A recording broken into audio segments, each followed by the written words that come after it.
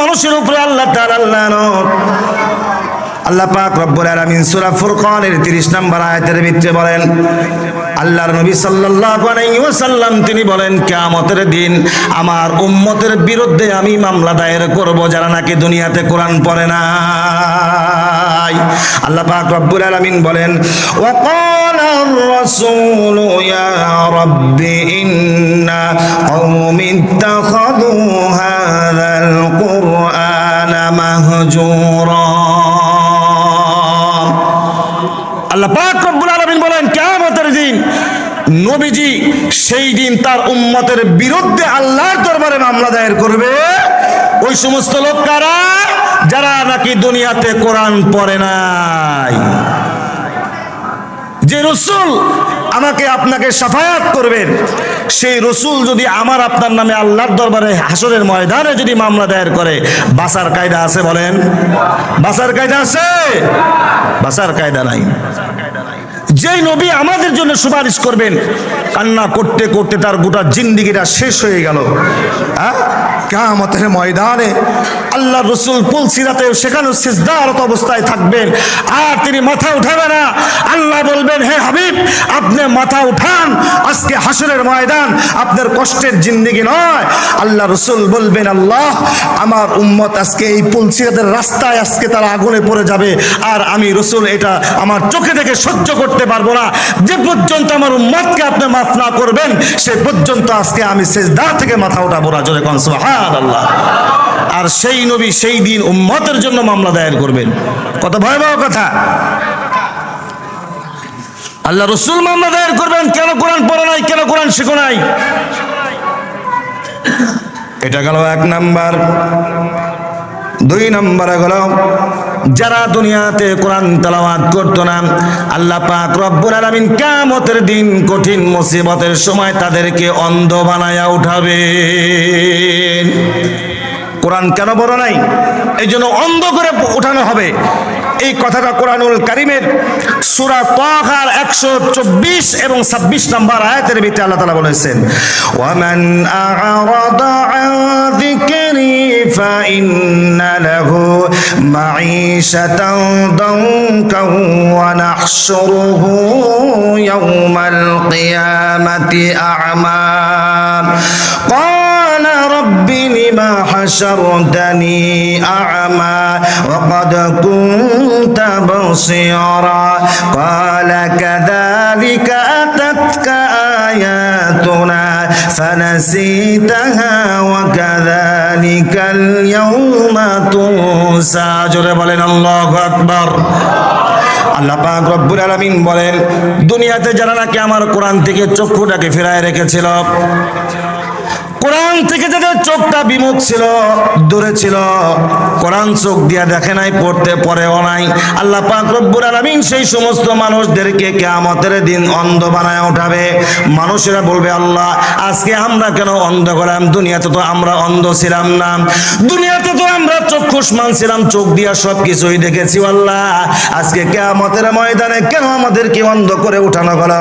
আল্লাহ পাক রব্বুল আলামিন বলেন, ও দুনিয়ার বান্দা শোনো, ও দুনিয়ার বান্দা তোমরা শোনো, দুনিয়াতে চক্ষু ছিল, হ্যাঁ তোমার চক্ষু ছিল, যে চোখ দিয়ে দুনিয়াতে কোরআন দিয়েছিলাম, কোরআন চোখে দেখো নাই, এই জন্য আমি আল্লাহ পাক রব্বুল আলামিন তোমার চক্ষু বন্ধ করে দিয়েছি। আমি আল্লাহ পাক তোমাকেও দেখবো না। জোরে কন নাউযুবিল্লাহ। কোরআন শিক্ষা না করার দুই নাম্বার ভয়াবহ আযাব হচ্ছে, যারা কোরআন তেলাওয়াত শিখবে না তাদেরকে আল্লাহ তাআলা অন্ধ করে উঠাবেন। তিন নম্বরে আল্লাহ পাক রব্বুল আলামিন বলেন, তিন নাম্বার, কোরআন যারা শিখবে না তার শাস্তি হলো তার জবানকে বোবা করে উঠানো হবে। জবানে কথা বলতে পারবে না, কানকে আল্লাহ তাআলা, কানের শ্রবণ শক্তি আল্লাহ তাআলা নষ্ট করে দিবে, কানেও শুনতে পাবে না। আল্লাহ পাক রব্বুল আলামিন পবিত্র কোরআনুল কারীমের সূরা বনী ইসরাঈলের 97 আয়াতের নম্বরের ভিতরে আল্লাহ তাআলা বলেন, ওয়া নাহশুরুহুম ইয়াওমাল কিয়ামাতি আলা ওয়ুজুহিহিম উময়াও ওয়া বুকমান ওয়া সুম্মা মাওয়াহুম জাহান্নাম কুল্লামা খাবাদ জিদনাহুম سعيرا আল্লাহ পাক রব্বুল আলামিন বলেন এই মানুষগুলোকে আমি বধির করে উঠাবো, কানে শুনতে পাবে না, মুখে কথাও বলতে পারবে না। আল্লাহ পাক রব্বুল আলামিনের কাছে সেই দিন বলবে, আল্লাহ আমরা তো কথা বলতে পারতাম, আমরা তো কানে শুনতে পারতাম। আল্লাহ পাক রব্বুল আলামিন বলেন সবই করতে পারতে, কিন্তু কোরআন পড়ো নাই। এই জন্য আল্লাহ তাআলা তাদেরকে এমন একটা শাস্তি দিবেন, পাটাকে উপর দিকে ঝোলায়া মাথাটাকে নিচের দিকে দিবেন, আর এই মাথা দিয়া সে কিয়ামতের দিন হাঁটতে থাকবে। এটাই তার জন্য একটা আযাব। কোরআন শিক্ষা না করার 3 নম্বর আযাব হচ্ছে, আমরা তো পা দিয়া হাঁটি, আল্লাহ তাআলা উল্টো দিকে ঝোলায়া তাদেরকে কথা বলতে পারবে না, জবান নাই, কানেও শুনতে পারবে না, এবং মাথা দিয়া সেই দিন আল্লাহ তাআলা হাঁটাবে। কিরকম শাস্তি এটা হবে? 4 নম্বর হলো তাদের শাস্তিগুলো, তারা হলো দুনিয়াতেও গাফেল, আখিরাতেও তারা গাফেলদের অন্তর্ভুক্ত হয়ে যাবে। আল্লাহ পাক রব্বুল আলামিন বলেন,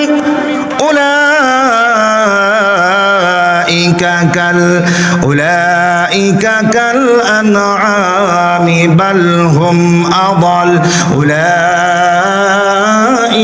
হুমুল গাফিলুন। আল্লাহ পাক রব্বুল আলামিন বলেন তাদের সব কিছু ছিল, কিন্তু কোরআন শোনা থেকে তারা বিরত ছিল। কোরআন না শোনার কারণে তারা যেমন দুনিয়াতে গাফেল, এবং আখিরাতেও তারা গাফেলদের কাতারেই তারা দাঁড়াবে। তারা কখনো সফলতার তারা চূড়ান্ত পর্যায়ে তারা কখনো আশা করতে পারবে না। অর্থাৎ খাসিরাত দুনিয়া ওয়াল আখিরাত, দুনিয়াও বরবাদ, আখিরাতও তার জন্য বরবাদ। এটা হচ্ছে যারা নাকি কোরআন তেলাওয়াত করে না, কোরআন পারে না, কোরআন শিখে নাই। 4 নাম্বার জাহান্নামের ভয়াবহ আযাব। এরপর আসেন 5 নাম্বার, এই কোরআনটা দুনিয়াতে যে বেশি তেলাওয়াত করবে, কোরআন তার জন্য সপক্ষে আল্লাহর দরবারে সাক্ষী দিবে। সুবহানাল্লাহ জোরে বলেন। আর যে কোরআন পড়বে না, তার বিরুদ্ধে আল্লাহর দরবারে এই কোরআন সাক্ষ্য দিবে। কথা কি বুঝে আসছে আমার? যে কোরআন তেলাওয়াত করছে তার জন্য কোরআন একটা দলিল হবে, নাজাতের দলিল হবে। আর যে কোরআন তেলাওয়াত করে নাই তার জন্য জাহান্নামে যাওয়ার জন্য এই কোরআন আল্লাহর দরবারে সুপারিশ করবে। আমার কথা নয়, নবী করিম সাল্লাল্লাহু আলাইহি ওয়াসাল্লাম তিনি বলেন, আল কুরআনু শাফিউন মুশাফফাউন ওয়া মা হিল্লুন মুসাদ্দাকুন মান জাআলাহু ইমামাহু কাদাহু ইলাল জান্নাহ ওয়া মান জাআলাহু খালফাহু তাহরিহি সাকাতু ইলান নার। কোরআন মানুষকে জান্নাতেও নিতে পারবে, আবার কোরআন মানুষকে আল্লাহর আদালতে মামলা দায়ের করে জাহান্নামে ঢুকাইতে পারবে। আর সেই দিন কোরআনের সাক্ষ্য আল্লাহ পাক গ্রহণ করবেন। সুবহানাল্লাহ জোরে কোন। কি করছেন? ঘরের ভিতরে কোরআন শরীফ আছে, বছরের পর বছর মুসলমান ফালায় রাখছে, ইঁদুর বাদুর চিকা মাকড়, এরপর টিকটিকি গিয়া বাসা বাঁধছে, কয়দিন পরে উলু পোকা খেয়ে ফেলছে, এরপরে এখন বলে হুজুর এটা কি করা যায়, কি করা যায় হুজুর? অথচ কোরআনের একটা নাম ছিল ফুরকান, সত্য মিথ্যার পার্থক্যকারী। কোরআনের আরেকটা নাম আছে, সেটা হলো রেকর্ড। একটা মানুষের ঘরে কোরআন থাকবে, ঘরের ভিতরে কি হয় না হয় এই আল্লাহর কালাম পবিত্র কোরআনুল কারীম এটা রেকর্ড করে রাখে। কিয়ামতের দিন আল্লাহ তাআলার সাথে এই কোরআনের জবান খুলে যাবে, আল্লাহ তাআলার সাথে এই কোরআন কথা বলবে। সুবহানাল্লাহ। আল্লাহ 6 নাম্বার পর্যন্ত আলোচনা করেছি। 7 নাম্বার পয়েন্ট, যারা কোরআন শিখবে না তাদের কিয়ামতের দিন কি শাস্তি হবে। আল্লাহ তাআলা বলেন, ওয়া ইন্নাহু লাযিকরুল লাকা ওয়া লিকাওমিকা ওয়া সাওফা তুসআলুন। আল্লাহ পাক রব্বুল আলামিন বলেন, তোমাদেরকে কিয়ামতের দিন কোরআন সম্পর্কে জিজ্ঞাসা করা হবে। এই কথাটা কে বলছেন জোরে বলেন? আল্লাহ পাক রব্বুল আলামিন পবিত্র কোরআনুল কারীমের ভিতরে সূরা যুখরুফের 44 নম্বর আয়াতের ভিতরে আল্লাহ তাআলা বলেন, তোমাদেরকে কোরআন তোমরা দুনিয়াতে পড়েছো কি পড়ো নাই এ সম্পর্কে জিজ্ঞাসা করা হবে। তার মানে বোঝা গেল নামাজ যেমন নাকি ফরজ, রোজা যেমন নাকি ফরজ, টাকা পয়সা করে হজ করা যেমন নাকি ফরজ হয়, পর্দা করা যেমন ফরজ, হালাল খাওয়া যেমন নাকি ফরজ, আবার হারাম থেকে বাঁচাটা যেমন নাকি ফরজ, ঠিক তেমনি ভাবে পবিত্র কোরআনুল কারীম শিক্ষা করাটাও ফরজ। জোরে কোন সুবহানাল্লাহ।